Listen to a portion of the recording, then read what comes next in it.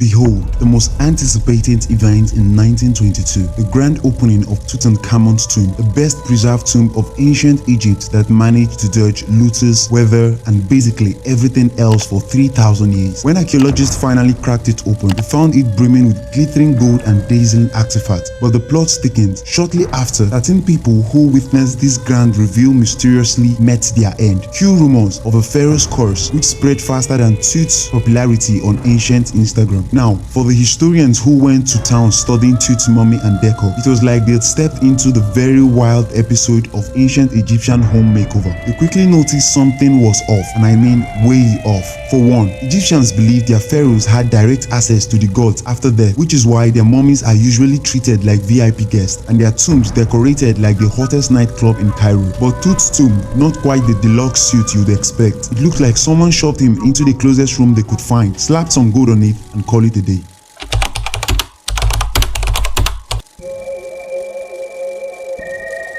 Let's talk coffins. When famed archaeologist Howard Carter and his sidekick Lord George Carnarvon squeezed into the tomb in 1922, they expected a spacious pharaoh penthouse. Instead, they found a cramped little room, more closest than kingly abode. And it wasn't just the size. The location itself raised eyebrows. Why on earth was Tutankhamun buried far, far away from his royal king? According to Egyptian beliefs, this setup wasn't exactly ideal for Tut's afterlife social life. Turns out Tutankhamun's burial was the thrift store special of the pharaoh world. They found him lying in the nesting doll of 3 golden coffins. Very fancy, very pharaoh, right? The middle coffin was a bit of an oddball. It did not match the others, and its face looked nothing like Tut. So Egyptologists figured this middle coffin had a few other grave goods were probably second-hand, a hand-me-down from a mysterious lady named Nefertiti.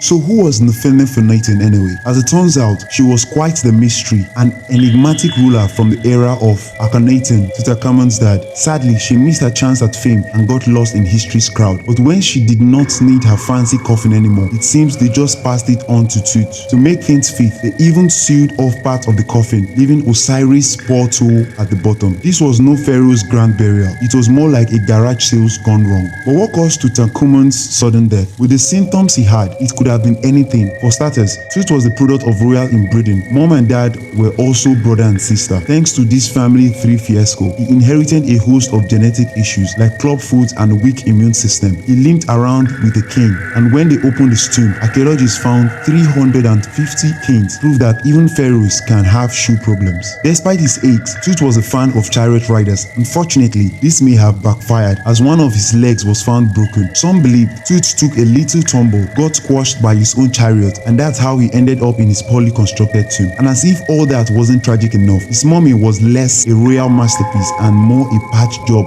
with some questionable cuts. He had an unusual incision from hip to navel, probably not standard for Egyptian mummification.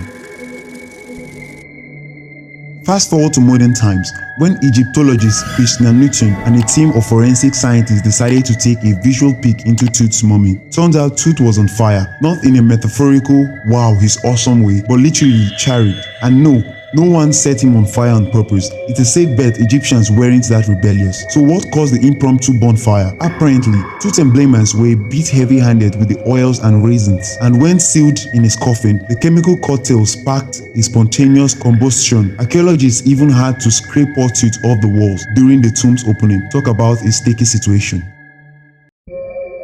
By now, you might be wondering about the famed curse that supposedly struck down anyone who came within 5 feet of Tut's tomb. Well, let's take a look. Some of the folks who worked on Tut's excavation, like Arthur Means, radiologist Sir Archibald Douglas Reed, and Carnarvon's brother, Obituary Herbert, did not live too long after. They were joined by an Egyptian prince and Carnarvon himself, who fell to pneumonia. But the average age of this cursed scientist was around 47, hardly spring chickens. And what about Howard Carter, the first guy to peek into the tomb? He did not kick the bucket until he was 64, 16 years after Tut's tomb was opened. Egyptologists argue that curse was not exactly part of Egyptian religious practices. It was just a rumor that added an extra sprinkle of drama to Tut's story. Whatever you believe, Tutankhamun's legacy has a bit of everything. a potential curse, some careless emblaming, and a hasty burial. He had more hip-hop than a slapstick comedy hero, yet somehow there is no movie about him. Maybe Hollywood just couldn't find the right title. What do you think? Tut's terrible, horrible, no good, very bad tomb. The Adventures of King Tut, ancient Egyptians' unluckiest pharaoh. And there you have it. Tutankhamun's Ancient Egypt's O.G. Murphy's Law. From a hand-me-down coffin to spontaneous combustion, it seems everything that could go wrong did go wrong. So next time you feel like life's not going your way, just remember, at least you're not an ancient pharaoh in a DIY tomb, cursed to be the ultimate hot mess of history.